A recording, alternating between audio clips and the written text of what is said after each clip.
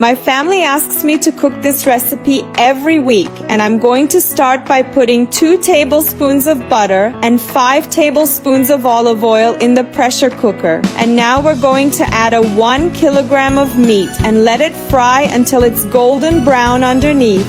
And we're going to turn it over to seal the other side, and we're also going to turn it over to seal all the meat well. Once this is done, remove the meat and set aside. Now add 2 sliced onions and fry them. Add 3 cloves of chopped garlic.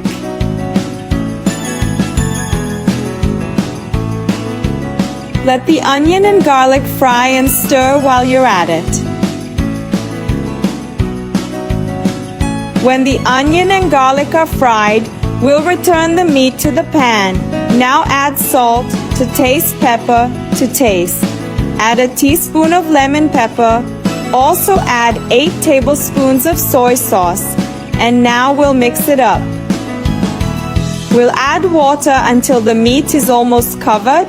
And now just cover the pressure cooker and let it cook for 40 minutes or until the meat is very tender. My loves, the time has passed. Now I'm going to remove the meat and set it aside, and I'm also going to take and strain this broth to remove the onion, and then I'm going to return the broth to the pan. I'm going to add a tablespoon of cornstarch in a little water and add in the meat broth and keep stirring until it becomes a fuller sauce. And that's the point, my loves, it was a perfect sauce.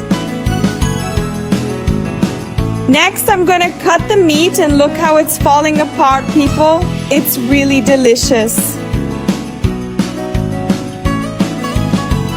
It's well seasoned, very tasty, mouth-watering, and to make it even better, I'm going to put our sauce on top here. And also a little chopped parsley and chives. And this delicious dish is ready to be served. How would you rate this recipe, my loves? Let me know, because your opinion is very important to us.